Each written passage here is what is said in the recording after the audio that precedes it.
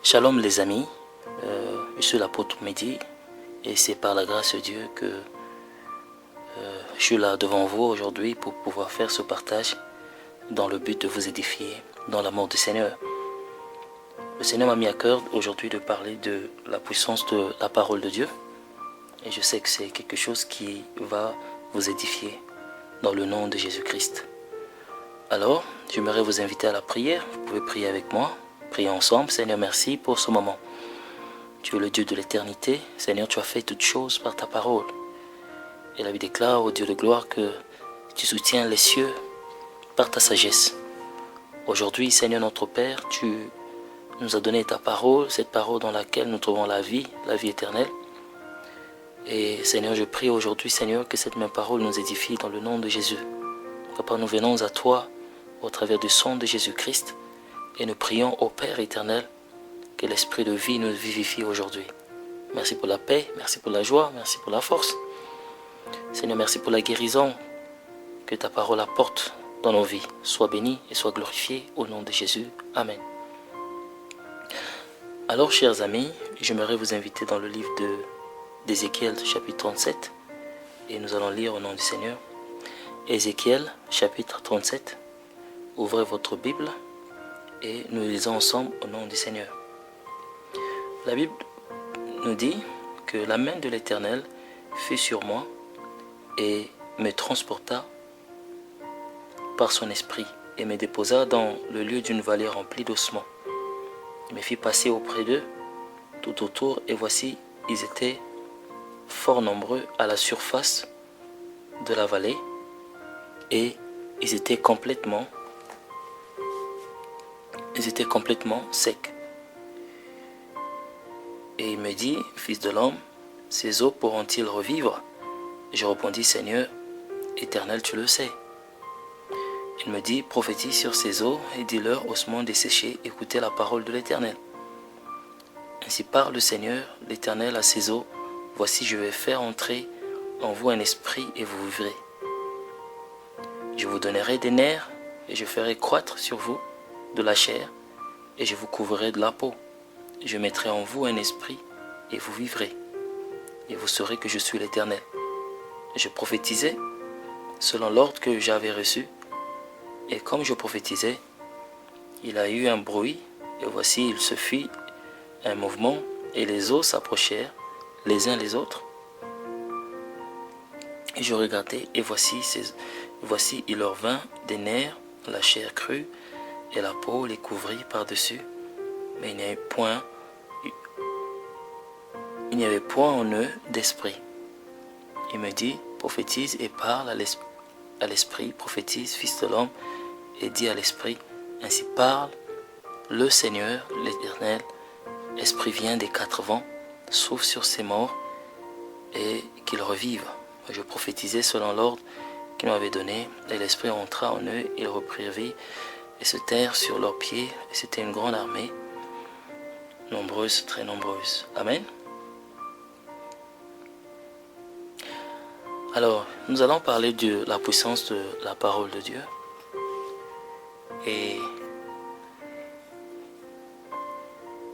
je vais essayer d'être un peu simple, parce que le but de ce message, c'est d'apporter l'édification dans votre vie. Alors, Ézéchiel 37 nous relate l'histoire du prophète Ézéchiel qui s'était tenu dans la vallée des ossements desséchés, selon la vision que l'Éternel avait donnée. La Bible déclare que la main de l'Éternel fut sur moi, et l'Éternel me transporta par son esprit et me déposa dans le milieu d'une vallée remplie d'ossements. Amen. La main de l'Éternel me transporta. Vous voyez, ici on voit le prophète, un serviteur de Dieu. Bon, disons, s'il s'agit de donner d'abord la définition d'un prophète, en fait, un prophète, c'est comme un porte-parole. Un prophète, c'est un porte-parole. C'est celui qui apporte la parole de la part de Dieu. Un prophète, c'est celui qui annonce des oracles, qui révèle des mystères qui annonce dès 16 ans. Un prophète, c'est celui qui vient avec un message authentique de la part du Seigneur. Et en fait, un prophète, c'est quelqu'un qui a une perception, il a la perception de Dieu. Un prophète, c'est celui qui annonce, et quand un prophète prophétise, il y a une puissance qui sort de lui, et cette puissance provient de l'Esprit de Dieu. Un prophète ne peut pas prophétiser selon lui-même, mais le prophète prophétise selon ce que l'Esprit de Dieu lui révèle, ce qui provient de la part de Dieu. Amen. En fait, un prophète, c'est un serviteur de Dieu. Alors, dans notre temps, le temps de l'Église du corps de Christ, il n'y a plus d'autres prophètes majeurs. Aujourd'hui, si vous croisez quelqu'un sur votre chemin et que cette personne vous dit qu'il est prophète selon la dispensation de la loi, c'est que cette personne se trouve dans l'erreur. Pourquoi? Parce que nous sommes dans la dispensation de Christ, qui est la dispensation de la grâce. En fait, ne vont plus selon la loi et nous ne pouvons plus trouver des prophètes comme dans le même cadre que Moïse, Ézéchiel, Jérémie, ainsi de suite. Mais nous sommes dans la dispensation de la grâce selon les Éphésiens 4. Si vous lisez dans le livre d'Éphésiens 4, la Bible déclare qu'aux uns il leur a donné comme apôtres, aux autres comme docteurs, comme prophètes, comme évangélistes, comme pasteurs, en vue de l'édification au corps de Christ, afin que l'Église de Dieu soit fondée sur les Écritures et que les enfants de Dieu ne puissent pas être ballottés par tout vent de doctrine, mais que l'Église puisse connaître Dieu. Ça, c'est dans Éphésiens 4. Je crois que vous pouvez lire à partir du verset 11. Amen. Donc, le prophète dans le Nouveau Testament a presque les mêmes caractéristiques que les prophètes qui ont vécu dans l'Ancien Testament. Mais la différence, c'est que le prophète dans le Nouveau Testament fonctionne sous l'autorité de Christ. Quand on parle du Christ, on parle l'onction, on parle du Saint-Esprit, de Jésus-Christ. Tout prophète dans le Nouveau Testament, envoyé par Dieu, est sous l'autorité de Jésus. Un vrai prophète dans le Nouveau Testament, dans notre temps, doit annoncer, même quand il prophétise, il doit annoncer au sujet de Jésus, il doit élever Jésus. Parce que l'esprit qui habite dans le prophète a pour but de pouvoir glorifier Jésus. Le Seigneur a dit que le Saint-Esprit viendra et vous convaincra du péché et vous aura aussi enseigné ce qui provient de moi. Donc un prophète, en fait, dans le Nouveau Testament, doit enseigner ce qui provient de Dieu, ce qui provient de l'Esprit de Dieu. Et toute personne qui s'annonce lui-même, toute personne qui annonce des choses qui sont contrairement au fondement de l'Église, c'est-à-dire Jésus-Christ, qui est la pierre de l'angle, cette personne est dans l'erreur. Amen. Alors, ici nous voyons le prophète, un homme de Dieu qui reçoit la vision. La raison pour laquelle il avait eu la vision, c'est parce que la main de l'Éternel s'était mise sur lui. Quand on parle de la main de l'Éternel, on parle de l'onction de Dieu. Donc la puissance de Dieu lui l'avait envahi et cette puissance l'a transporté dans une vision devant une vallée, ce qu'on appelle la vallée des ossements desséchés. Alors, ici, la Bible déclare que la main de l'Éternel fut sur moi et l'Éternel me transporta par son esprit et me déposa dans le milieu d'une vallée remplie d'ossements. Vous voyez, l'Esprit du Seigneur prend l'homme de Dieu et il l'amène dans une vallée là où il y avait des ossements desséchés. Et la Bible déclare qu'il me fit passer auprès d'eux tout autour et voici, ils étaient fort nombreux à la surface de la vallée et ils étaient complètement secs. Vous voyez, l'Esprit du Seigneur ne l'avait pas amené là où tout allait mieux, mais l'Esprit du Seigneur, quand l'Esprit l'avait saisi, l'Esprit l'a amené devant une vallée là où il y avait des problèmes. Alors, avant de rentrer un peu en profondeur, j'aimerais essayer un peu de parler en surface par rapport à ce que nous venons de lire. La Bible déclare que l'Esprit l'avait amené devant une situation qui était presque impossible. Vous allez voir que quand vous recevez le Seigneur Jésus-Christ, vous recevez le pardon de vos péchés, la repentance, et vous passez par la conversion, vous devez savoir que c'est le Saint-Esprit qui accomplit la conversion en vous au travers de la parole que vous écoutez. Jésus a dit que vous êtes déjà transformés, vous êtes déjà sanctifiés à cause de la parole que vous avez reçue. Donc c'est le Saint-Esprit qui fait le travail. Amen. Alors, vous devez aussi savoir que le jour où le Saint-Esprit était descendu sur Jésus-Christ, le Fils de Dieu lui-même, dans Matthieu chapitre 4, vous allez comprendre que quand l'Esprit était descendu sur lui, sous la forme d'une colombe, le Saint-Esprit l'avait amené au désert afin qu'il soit tenté. Ça va? Donc, quand vous recevez le Saint-Esprit dans votre vie, en fait, vous devez passer par une étape de préparation. Alors, dans cette étape de préparation, en fait, le plus souvent, le Saint-Esprit vous amène pour pouvoir vous faire passer par un désert ou peut-être une vallée, afin que vous puissiez, premièrement, c'est pour éprouver votre foi, le degré de votre foi, et aussi façonner votre foi, façonner votre nature, votre caractère, afin qu'après avoir accompli la volonté de Dieu, la gloire de Dieu puisse pouvoir se manifester dans votre vie. Alors, vous allez voir un homme de Dieu, un prophète qui avait l'onction, qui avait l'esprit, qui prophétisait en Israël. Cette fois-ci, l'Esprit de l'Éternel ne l'amène pas dans une fête, ne l'amène pas là où il y avait l'abondance, mais l'Esprit du Seigneur le saisit et l'amène directement dans un endroit là où il y avait la mort. Parce que la vallée des ossements desséchés, c'était la vallée de la mort. Ce qu'on appelle la vallée de Baka en hébreu. Alors ici nous voyons ceci, que la main l'avait saisi. Quand on parle de la main, on parle de l'Esprit de Dieu. Donc l'Esprit de Dieu a saisi le prophète et il l'a amené devant une grande situation, une situation qui était plus qu'impossible.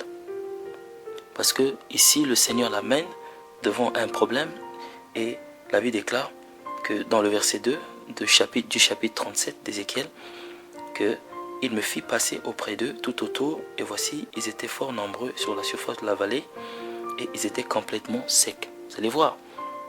Donc en fait, c'est une vallée, là où il y avait des morts, des gens qui étaient morts, et on se rend compte que ces corps n'avaient plus de chair. Il n'y avait que des os. C'est pourquoi on appelle la vallée des ossements desséchés. Alors le Seigneur dit au prophète, fils de l'homme, c'est le verset 3, ces os pourront-ils revivre? Je répondis, Seigneur, tu le sais. Vous voyez, donc le Seigneur pose la question au prophète, fils de l'homme, crois-tu que ces os peuvent-ils revivre? Alors, le prophète dit, Seigneur, tu le sais. La raison pour laquelle le prophète avait dit au Seigneur, Seigneur, tu le sais, c'est parce qu'il savait que Dieu est Dieu et que Dieu, il est créateur. Dieu est puissant, il est tout puissant. Et Dieu était capable de ramener ces gens à la vie.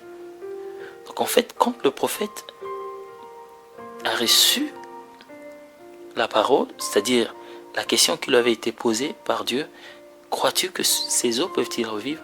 Le prophète avait compris que ce problème n'était pas son problème, mais le problème de résurrection était le problème de Dieu. Pourquoi? Parce que ce n'était pas le prophète qui allait amener la résurrection dans ses eaux, mais c'était Dieu qui allait le faire. Alors Dieu pose la question au prophète, crois-tu que ces eaux peuvent-ils revivre?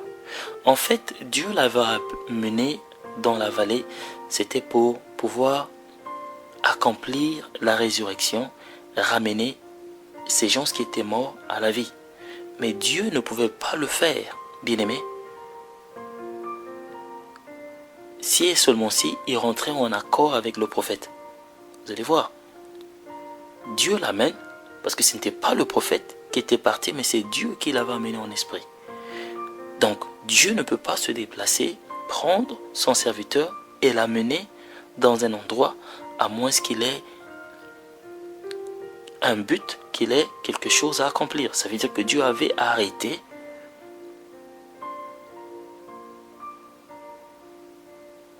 quelque chose de spécial ce jour-là, et la raison pour laquelle il avait amené l'homme de Dieu dans cette vallée, c'était pour pouvoir amener la vie dans ces gens qui étaient morts. Alors, la Bible déclare, il pose la question, Fils de l'homme, crois-tu que ces eaux peuvent-ils revivre? Fils de l'homme, crois-tu que ces eaux peuvent-ils revivre? Aujourd'hui, le Seigneur te pose la question, crois-tu que ces eaux peuvent-ils revivre? Vous voyez? Dieu pose la question à l'homme, à son serviteur, crois-tu, Fils de l'homme, que ces eaux peuvent-ils revivre? Pourquoi? Parce que la parole de Dieu est une parole agissante. Et quand Dieu libère sa parole dans la vie du croyant, ça nécessite la foi pour que cette parole puisse pouvoir entrer en action et que cette parole accomplisse des miracles. Dieu aussi savait que dans ce monde que nous vivons, il y a des principes qui sont établis dans ce monde. Et l'un des principes, c'est la foi. Sans la foi, il est impossible de vivre dans ce monde. Le monde en général, que ce soit des croyants ou des non-croyants, le monde en général existe par la foi. La Bible déclare que c'est par la foi que le monde avait été créé. Et Dieu savait que sans la foi, même s'il déclarait la parole, ces gens qui étaient morts n'allaient pas revenir à la vie. C'est pourquoi avant de déclarer la parole, Dieu pose la question à l'homme de Dieu pour voir l'état de sa foi. Bien-aimé, la puissance de la parole de Dieu se manifeste, c'est quand nous avons la foi dans les promesses de Dieu. Vous pouvez venir me voir et me dire, l'homme de Dieu, nous avons besoin d'une parole, de la parole de Dieu. Dis quelque chose, dis un mot pour que ma situation change. Moi, en tant que serviteur de Dieu, je peux dire quelque chose, bien que je suis loin, je peux déclarer un mot sur ta vie. Mais si toi, tu n'as pas la foi que la parole que je déclare est puissante pour pouvoir accomplir quelque chose dans ta vie, rien ne peut se faire. C'est pourquoi dans ce verset, Dieu, avant qu'il puisse déclarer sa parole, Dieu pose la question à l'homme de Dieu pour tester l'état de sa foi. Si sa foi pourrait croire, si sa foi était au niveau où le miracle pouvait s'accomplir.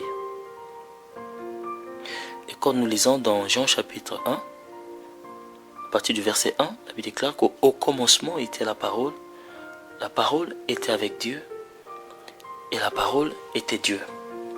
La Bible déclare, au commencement était la parole était avec Dieu, et la parole était Dieu. Nous pouvons lire cela ensemble. Lisons au nom du Seigneur. Jean chapitre 1, la Bible déclare, au commencement était la parole, et la parole était avec Dieu, et la parole était Dieu. Elle était au commencement. Toutes choses ont été faites par elle, et rien de ce qui a été fait n'a été fait sans elle. On est à la vie. Vous voyez le verset 3 de Jean chapitre 1, Jean chapitre 1, verset 3, chapitre 1, verset 3. Mais si nous commençons à partir du verset 1, la Bible déclare, au commencement était la parole, et la parole était avec Dieu, et la parole était Dieu. Elle était au commencement. Verset 3 dit que toutes choses ont été faites par elle, et rien de ce qui a été fait n'a été fait sans elle. Vous voyez? Donc, Dieu transporte son serviteur et il le met devant une situation qui était apparemment impossible. Et Dieu pose la question à son serviteur, crois-tu que ces eaux peuvent-ils revivre?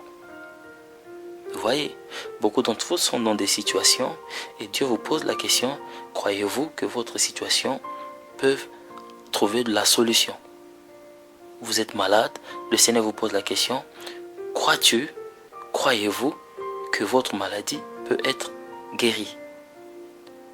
Vous avez des problèmes au niveau de la cour, le Seigneur vous pose la question, croyez-vous que ce problème-là peut être résolu?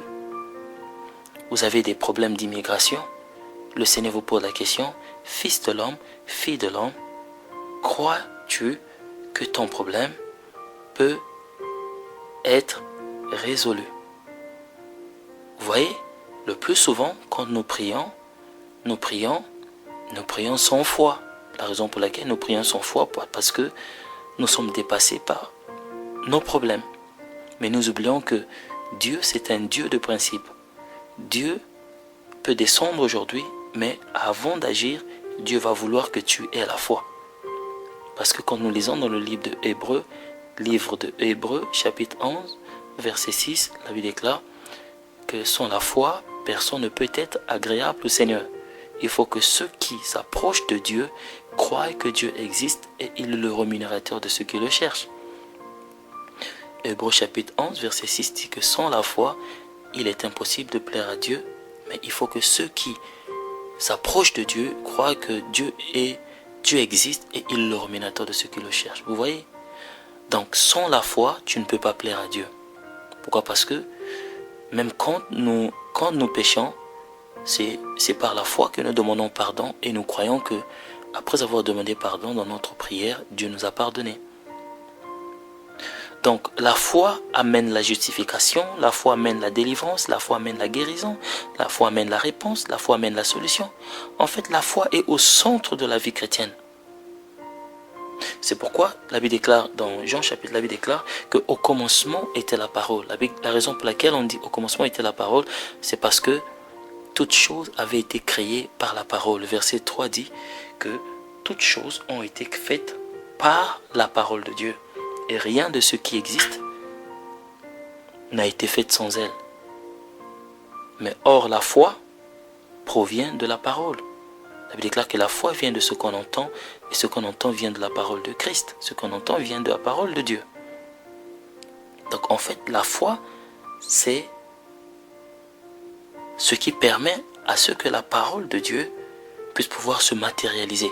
Donc en fait, la foi, c'est le canal par lequel la puissance de Dieu agisse au travers de la parole. Donc, la parole de Dieu, elle est puissante. Pourquoi? Parce que la parole de Dieu avait déjà créé toutes choses. Vous voyez, ce monde avait été créé par la parole de Dieu. N'est-ce pas dans Genèse, si vous lisez dans Genèse chapitre 1, Genèse chapitre 1 dit ceci que au commencement, la terre était informe et vide. Et Dieu dit que la terre soit, et la terre s'est manifestée. Donc, Dieu dit, quand la Bible déclare, Dieu dit, cette expression, c'est qu'il fallait que Dieu déclare un mot pour que la terre puisse pouvoir exister. Donc si Dieu n'avait pas dit que la terre soit, la terre ne devait pas venir à l'existence. C'est pourquoi ici dans Jean chapitre 1, nous voyons, la Bible déclare que toute chose avait été créée par la parole. Donc chaque fois que Dieu voulait créer quelque chose, dans le livre de la Genèse chapitre 1, avant que Dieu crée quelque chose, Dieu déclarait une parole sur la chose. C'est la même chose. Si vous voulez vivre des miracles dans votre vie, Dieu va déclarer une parole. Mais avant que Dieu déclare une parole, Dieu va tester l'état de votre foi. Est-ce que votre foi est à mesure de recevoir le miracle? Dieu n'a pas changé. Sa parole est puissante. Une parole de Dieu qui est annoncée par l'Esprit de Dieu est oint, capable de pouvoir détruire tout fondement que Dieu n'a pas mis, détruire tout ce que Dieu n'a pas planté et pouvoir arroser votre vie de bénédiction, de gloire, de victoire. Mais pour que cela soit possible, il faut que vous puissiez croire. Parce que sans la foi, personne ne peut être agréable au Seigneur.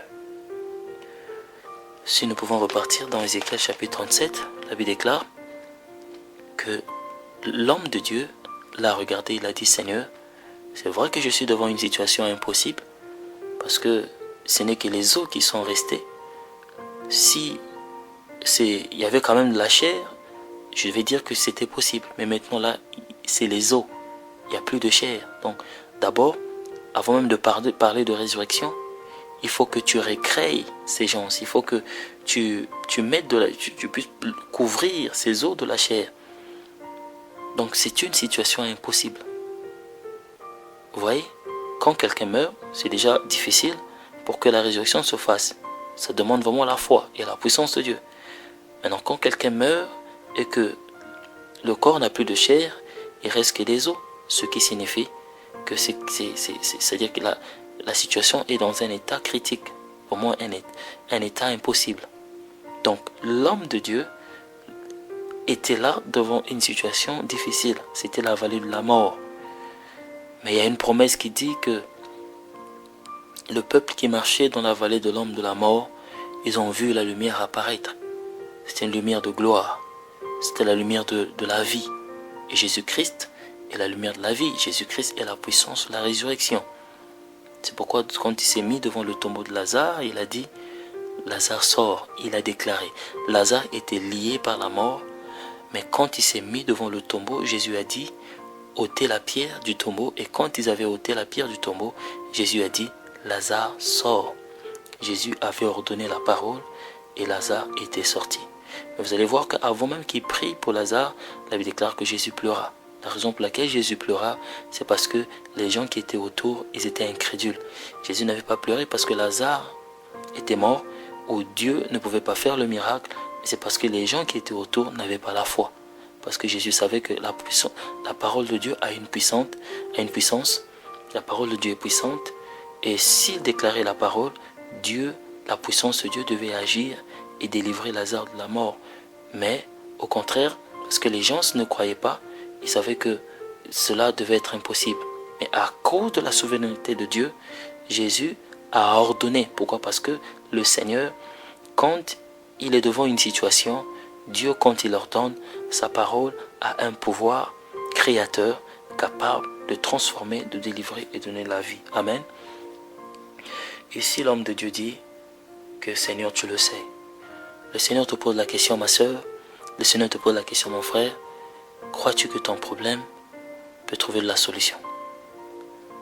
Alors le plus souvent, nous avons tendance à vouloir sauver notre vie. Quand nous tombons malades, la première des choses, nous cherchons des voies et moyens. C'est une bonne chose. Quand tu tombes malade, la première des choses, tu prends des médicaments. Et si tu vois que ça ne marche pas, tu vas à l'hôpital. Et quand tu vas à l'hôpital, tu vois que ça ne marche pas, tu rentres à la maison, tu continues à poursuivre les conseils et à poursuivre ton traitement et aussi à suivre les conseils du médecin. Vous voyez, ça c'est vouloir chercher à sauver sa vie par plusieurs voies et moyens. Mais l'homme de Dieu se trouve devant une situation, peut-être qu'il avait d'autres options, mais cette fois-ci, il dit, Seigneur, tu le sais. En un mot, il a pris la responsabilité, il a donné au Seigneur une façon de dire que Seigneur, ce n'est pas moi qui va ressusciter ces morts, mais c'est toi qui vas amener la résurrection. Bien-aimé, quand tu as un problème, ça ne sert pas que tu sois troublé dans ton cœur. Ma soeur, ça ne sert pas que tu sois troublé. Quand tu as un problème, tu as une situation, ça ne sert pas. Après avoir tout essayé, si tu es malade, après avoir pris les médicaments, ça ne marche pas. Tu vas à l'hôpital, on t'a donné des prescriptions et tu suis le traitement, ça ne marche pas. Bien-aimé, ne sois pas troublé. Ce que tu dois faire, c'est aller devant le Seigneur. Il faut prier. L'homme de Dieu a pris la responsabilité et l'a remis au Seigneur. Il a dit, Seigneur, ce n'est pas moi, mais c'est toi. Il a dit, Seigneur, tu le sais. Le Seigneur te pose la question, est-ce que tu crois? Crois-tu que tu peux être guéri? Mais la réponse, Seigneur, ça doit être Seigneur, tu le sais. Pourquoi? Parce que ce n'est pas toi qui va te guérir toi-même, mais c'est Dieu qui va te guérir. Amen.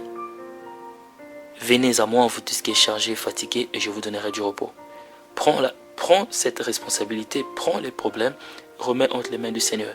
Parce que Dieu sait comment est-ce qu'il va te guérir. L'homme de Dieu a dit, Seigneur, tu le sais. C'est Dieu qui sait comment est-ce qu'il va te guérir.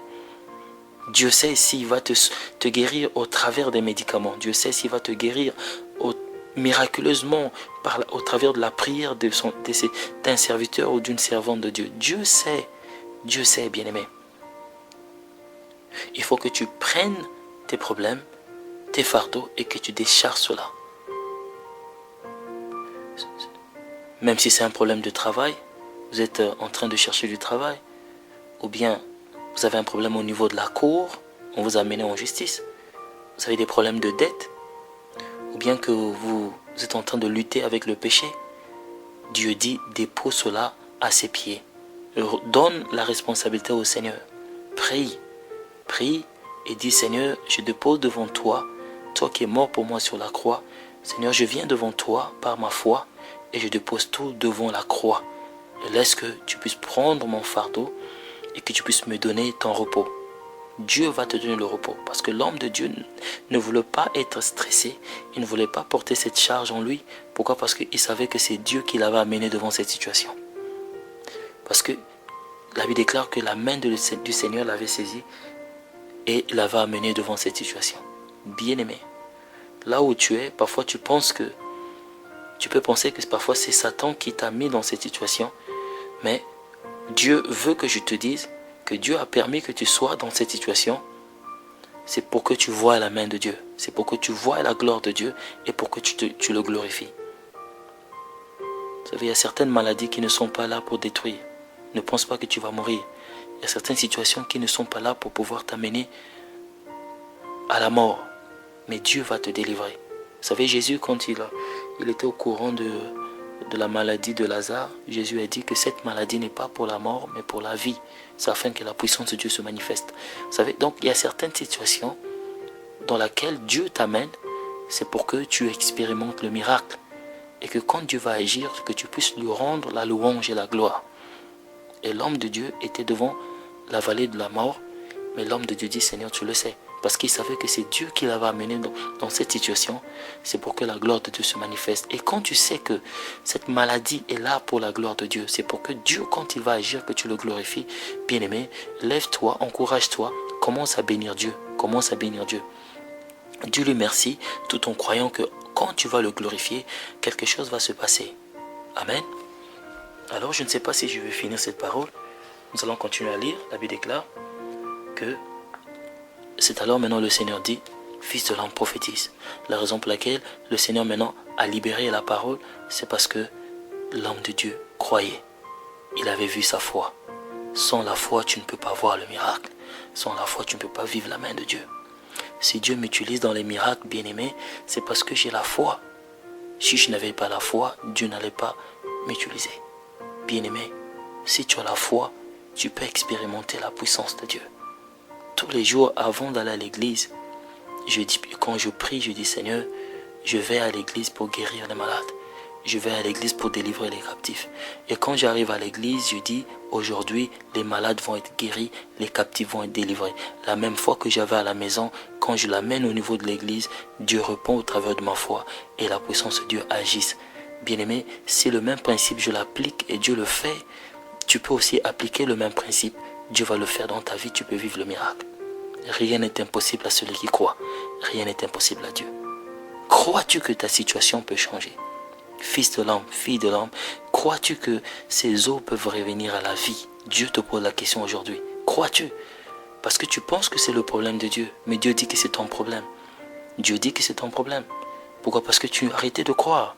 Tu ne crois plus. Tu as arrêté d'espérer au Seigneur. La Bible déclare que ceux qui espèrent en l'Éternel, ils sont comme la montagne de Sion qui ne chancelle point. Mais si tu arrêtes d'espérer aujourd'hui, si tu arrêtes de croire, comment est-ce que l'Éternel va agir? Pendant que je parle, les anges sont à tes côtés. Les anges de Dieu sont là. Tu peux être affaibli dans ton corps, tu es malade. Il se peut que les problèmes te tourmentent. Pendant que je parle, il se peut que ton mari te persécute. Depuis que tu t'es marié avec ce monsieur, tu es marginalisé, tu es abusé. Verbalement et moralement, tu souffres. Pendant que je parle, tu souffres de la dépression. Et tu es en train de prendre les médicaments, en train de chercher la solution dans les médicaments. Mais jusqu'à aujourd'hui, ça ne marche pas. Bien-aimé, ta solution, ta guérison ne se trouve pas dans les médicaments. Je ne dis pas que tu dois arrêter de prendre les médicaments, mais j'aimerais juste te dire aujourd'hui, que ta solution, c'est Jésus. Ta solution se trouve en Jésus. Tu dois prendre tes soucis, prendre tes problèmes, prendre tes difficultés, tout ce qui se passe dans ta vie en ce moment. Dis Seigneur, tu le sais, c'est toi qui le sais. En un mot, Seigneur, c'est toi qui es ma solution, c'est toi qui es ma paix, c'est toi qui es ma guérison, c'est toi qui es ma réponse. Et Dieu va te donner la paix, Dieu va te donner la paix et Dieu va te guérir. Toute souffrance que tu es en train d'endurer en ce moment, le Seigneur va te guérir. Pourquoi? Parce qu'il a dit, venez à moi, vous tous qui êtes chargés et fatigués, je vous donnerai du repos. Amen. Alors, une fois que sa foi était restaurée, le Seigneur maintenant dit à l'homme de Dieu, prophétise.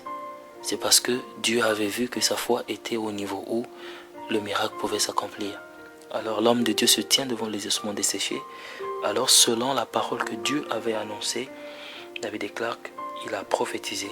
Ainsi parle le Seigneur l'Éternel à ses eaux. Voici, je vais faire entrer en vous esprit et vous vivrez. Vous voyez, des eaux qui étaient morts, des corps qui n'avaient plus de chair, mais à cause de la parole du Seigneur, selon que l'Éternel avait annoncé, l'homme de Dieu prophétise, il déclare, et la Bible déclare, subitement, selon la parole de Dieu, la puissance qui était dans la parole, par la foi de l'homme de Dieu, quelque chose avait eu lieu. La Bible déclare que les nerfs et la vie croissaient sur la chair, et la Bible déclare que ses os furent couverts de peau, et l'Esprit de Dieu était entré selon la parole du Seigneur. Vous allez voir que c'était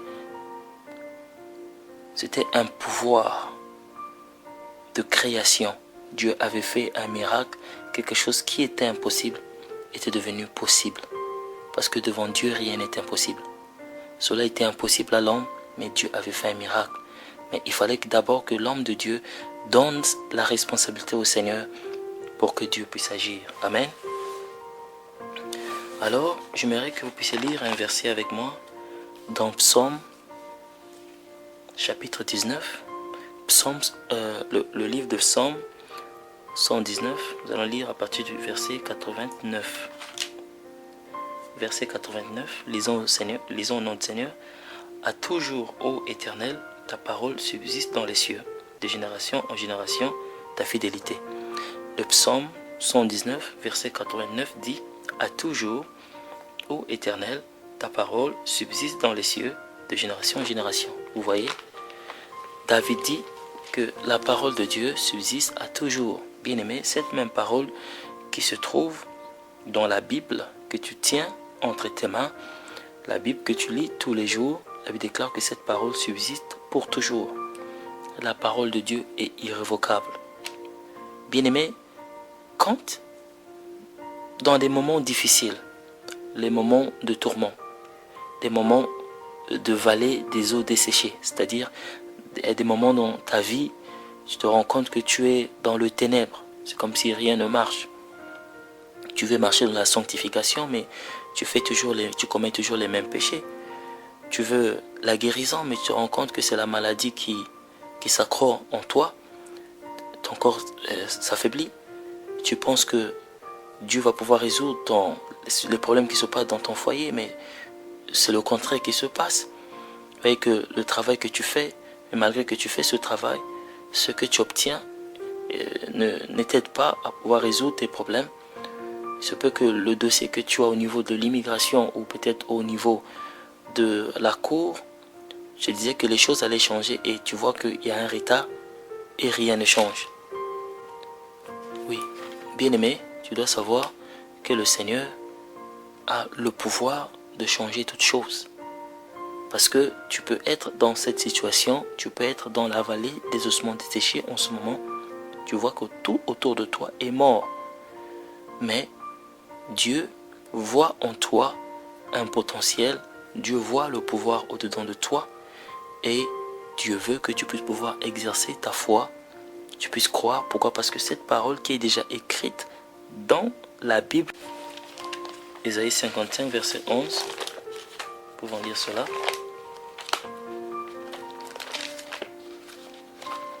Lisons Ésaïe 55, verset 11. La Bible déclare: ainsi en est-il de ma parole qui sort de ma bouche.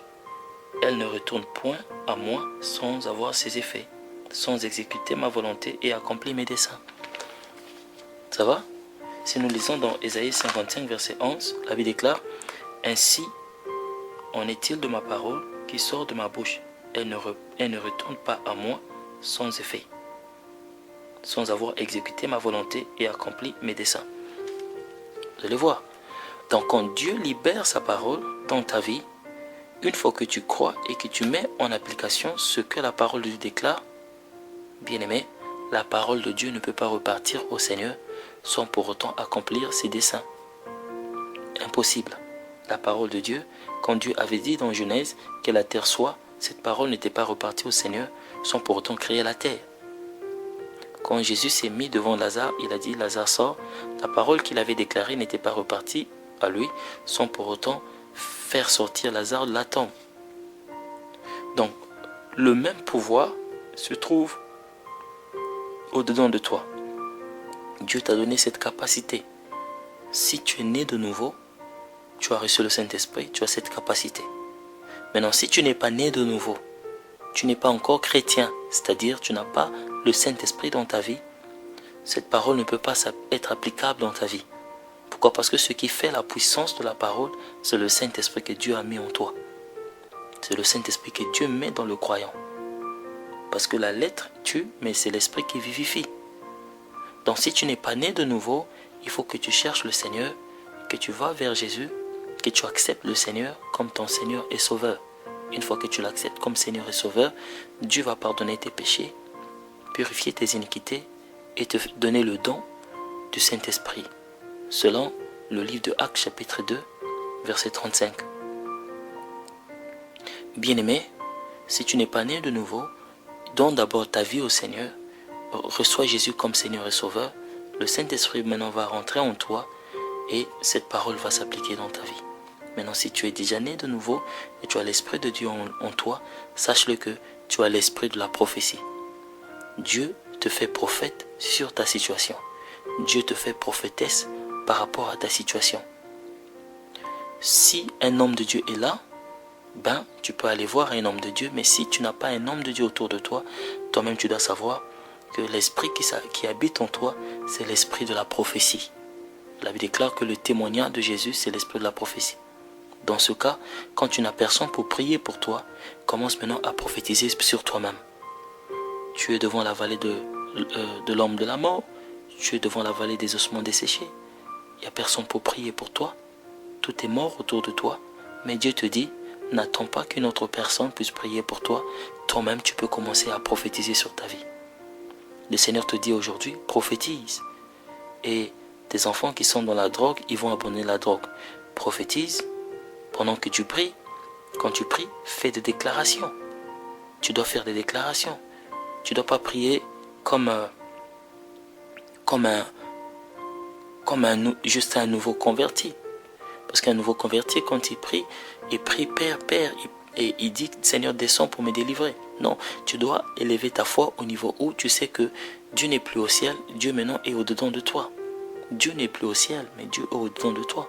Parce que Jésus a dit que je viens, je frappe à la porte, et si tu ouvres, j'entrerai et je vais avoir une relation avec... Donc, vous allez voir que cette communion avec le Saint-Esprit, c'est la communion avec Jésus-Christ. Donc Jésus-Christ habite en toi. Donc le Saint-Esprit est en toi. Maintenant, tu dois faire des déclarations sur ta vie. Bien-aimé, moi je fais les déclarations tous les jours. Si j'ai besoin d'argent, je commande à l'argent de venir. Et l'argent vient. Si j'ai besoin de quelque chose, je commande à cette chose de venir. La Bible déclare dans Romains chapitre 4 que Abraham crut en Dieu qui avait le pouvoir d'amener à l'existence ce qui n'existe pas. Abraham avait cru que Dieu avait le pouvoir d'amener à l'existence ce qui n'existe pas. Et le même pouvoir, Dieu te l'a donné aujourd'hui. Toi aussi, tu peux amener à l'existence ce qui n'existe pas. Si moi, j'utilise le même principe, quand je prie pour les malades, toi aussi, tu peux prier, ordonner. Si tu es malade, mets ta main là où tu as mal, ordonne aux douleurs de te quitter. Selon la parole que tu viens d'écouter, ordonne et tu vas voir qu'il y aura l'amélioration. Le problème avec vous, c'est que quand vous vous imposez les mains, après quelques heures, vous sentez encore les douleurs, vous allez dire, oh non, ça ne va pas marcher. Le lendemain, vous faites ça, il y a encore les douleurs. Au lieu de continuer, vous vous arrêtez là. Non, comme ça, là, ça ne peut pas marcher. La foi nécessite une détermination et une persévérance. La foi est une persévérance. Une ferme assurance, mais c'est aussi une persévérance. Tu ne peux pas dire que tu as la foi, tu ne persévères pas. Donc si tu imposes la main sur ta tête et tu vois que les maux de tête continuent, le lendemain, tu dois continuer, après le lendemain, après, ainsi jusqu'à ce que Dieu va agir. C'est ça la foi. Ça va? Et la Bible déclare que le Seigneur lui dit, pour finir, le Seigneur lui dit, souffle. Il fallait qu'il souffle. Donc, ici, on voit la puissance qui se trouve dans la parole. Parce que l'homme de Dieu a déclaré, selon la parole du Seigneur, il a ordonné, il a prophétisé, et ensuite il a soufflé. C'est-à-dire que c'est l'Esprit de Dieu qui devait donner la vie. La parole de Dieu avait couvert les eaux de la chair, mais c'est l'Esprit de Dieu qui devait donner la vie. C'est le souffle du Tout-Puissant selon Job chapitre 32. Job dit que c'est le souffle du Tout-Puissant qui donne la vie, qui donne l'intelligence, qui donne la sagesse.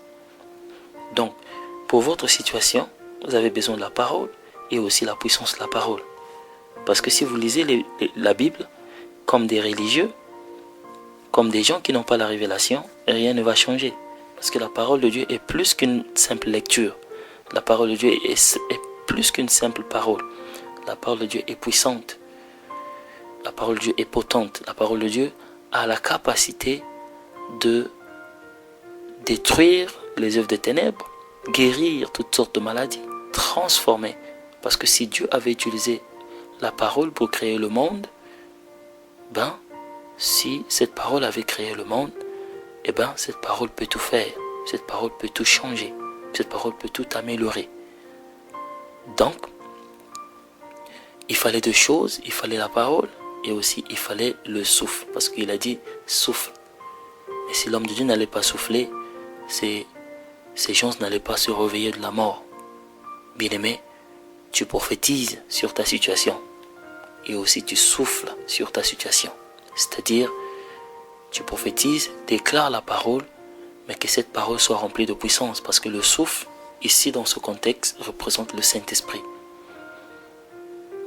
Parce que une fois que tu as cette relation avec le Seigneur, bien-aimé, tu vas être rempli de puissance et toute parole qui sort de ta bouche sera remplie de puissance. La raison pour laquelle aujourd'hui je déclare et les enfants de Dieu obtiennent des réponses, c'est parce que il y a la puissance de Dieu en moi.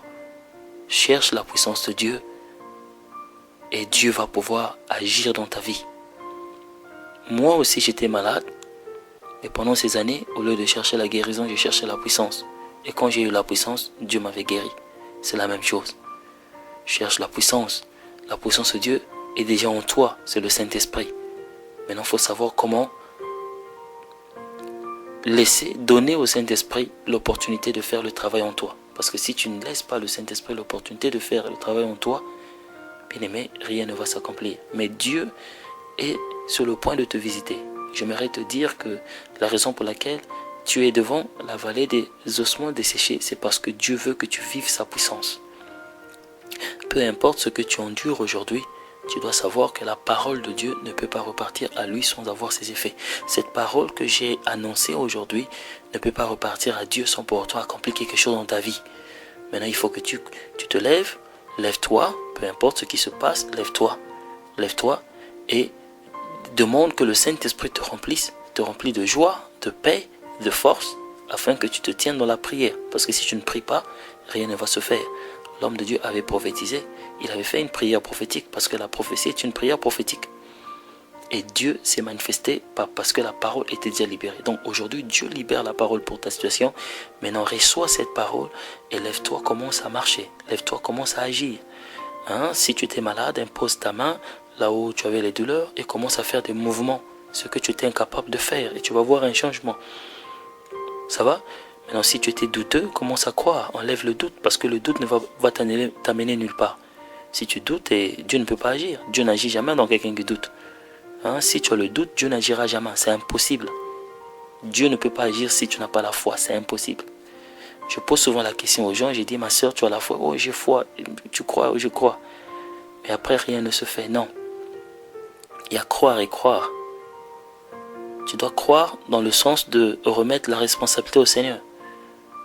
Parce que l'homme de Dieu avait cru et il a pris la responsabilité et l'a remis au Seigneur. Il a dit, Seigneur, c'est toi qui vas agir, pas moi. Ne cherche pas à résoudre les problèmes par tes forces, mais laisse le Saint-Esprit agir. Parce que la Bible déclare, ce n'est ni par la force, ni par la puissance, mais par mon esprit, ainsi dit le Seigneur. C'est le Saint-Esprit qui va résoudre ton problème au travers de la parole de Dieu. C'est l'Esprit de Dieu qui va résoudre ton problème au travers des Écritures. Tu dois croire, laisse le Saint-Esprit agir. L'Esprit de Dieu est là, c'est l'Esprit de Dieu qui te parle aujourd'hui. Laisse-le agir. Laisse-le. En un mot, donne-lui cette possibilité. il faut que tu te sanctifies, il faut que tu enlèves le doute, il faut que tu pries, il faut que tu jeûnes, il faut que tu cherches la face de Dieu. Et quand tu vas ouvrir le chemin, le Saint-Esprit va passer et il va opérer. C'est par mon esprit, ainsi dit le Seigneur. Bien-aimés, je vais m'arrêter par là. Et si vous avez tout oublié, mais n'oubliez pas, Ésaïe 55 et le verset 11 qui dit que ma parole ne peut pas revenir à moi sans pour autant accomplir ses effets. La parole de Dieu doit accomplir quelque chose. Et cette parole que j'ai annoncée, je sais que ça vient d'accomplir quelque chose. Vous sentez la paix dans votre cœur, vous sentez la force, la joie, le courage, la volonté de vous tenir bon et de vous remettre dans la prière, dans la sanctification, remettre, restaurer votre foi. Bien-aimé, c'est ce que Dieu veut pour vous. Pourquoi? Parce qu'une fois que votre foi sera restaurée, bien-aimé, quand vous allez déclarer la parole, la puissance qui se trouve en vous, qui est le Saint-Esprit, va pouvoir amener à l'existence ce qui n'existe pas. Amen. Amen. Que le Seigneur vous bénisse. Je vais prier avec vous. Si vous avez une maladie, mettez la main là où se trouve la maladie et je vais prier. Seigneur, merci. Dans le nom de Jésus-Christ, je prie, Saint-Esprit, j'ordonne que tu touches toute personne qui suit ce message. Celle qui a les maux de tête, j'ordonne aux maux de tête de quitter sa tête au nom de Jésus-Christ. Les maux de pied, de main, d'estomac, de cœur, toutes sortes de maux de la tête jusqu'aux pieds, Seigneur, j'ordonne au nom de Jésus-Christ que tous les membres du corps soient guéris, Seigneur. Père, tout ce qui est de rhumatisme, tout ce qui est de tension, tout ce qui est de maladie de cœur, tout ce qui est du diabète, Père, tout ce qui est du cancer, Seigneur, tout ce qui est du sida, j'ordonne au nom de Jésus-Christ à ces esprits d'infirmité de libérer le corps de tes enfants. Satan, dégage, libère leur vie et laisse-les tranquilles au nom de Jésus-Christ. Papa, j'ordonne le feu sur leur corps, j'ordonne le feu sur leurs pieds, j'ordonne le feu sur leur tête, j'ordonne le feu sur leur cœur. Que la puissance créatrice de Dieu pénètre leurs membres et guérisse leur corps de la tête jusqu'aux pieds au nom de Jésus. Père, tu es Seigneur. La Bible déclare que si le même esprit qui a resté Jésus-Christ d'entre les morts habite en nous, c'est cet esprit nous donnera vie à nos corps mortels. Père, au nom de Jésus-Christ, je prie pour la guérison de la tête jusqu'aux pieds. Père, des maladies qui sont même difficiles à prononcer, je prie au nom de Jésus-Christ que ces maladies soient guéries. Papa, tu guéris de la tête jusqu'aux pieds au nom de Jésus. J'ordonne à la folie, l'esprit de folie, de quitter ton corps au nom de Jésus-Christ. J'ordonne à l'esprit de folie de quitter ton corps au nom de Jésus. Si tu es alcoolique, j'ordonne à cet esprit, à ce démon d'alcool de libérer ton corps au nom de Jésus. Si tu es attaché à toutes sortes de péchés et que tu n'arrives pas à t'en sortir, je prie au nom de Jésus-Christ que démon de péché libère le corps au nom de Jésus. Si tu es lié par l'esprit de mort ou les femmes de nuit ou les hommes de nuit, dans le nom de Jésus-Christ, Seigneur, j'ordonne, toi démon d'hommes de nuit ou de femmes de nuit, esprit de mort, libère, va-t'en, libère leur corps au nom de Jésus. Papa, je libère le feu, la puissance de la guérison, cette puissance qui délivre. Je prie qu'ils sentent le feu sur leur corps de la tête jusqu'aux pieds. Et je commande ce feu, que ce feu s'intensifie sur toi. Expérimente le miracle en ce moment. Parce que la parole de Dieu ne peut pas repartir à lui sans pour autant accomplir quelque chose. Au nom de Jésus-Christ, je prophétise comme Ézéchiel sur toi.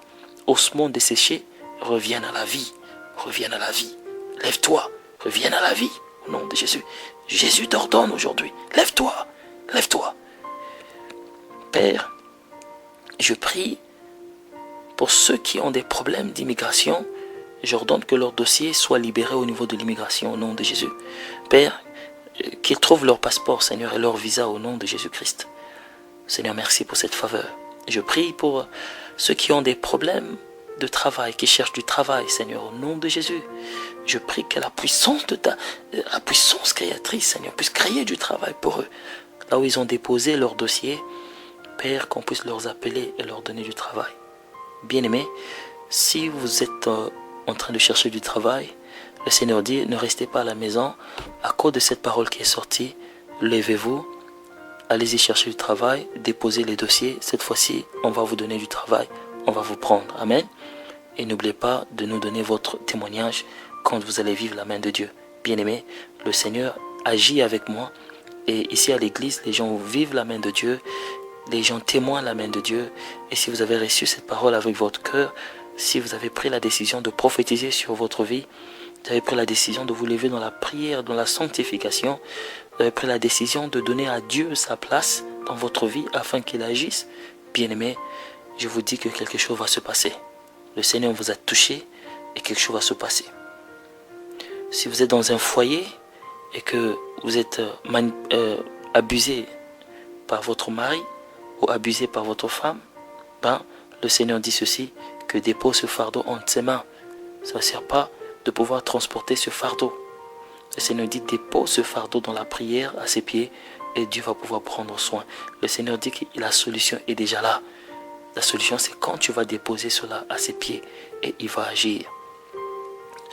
Le Seigneur a permis que je parle,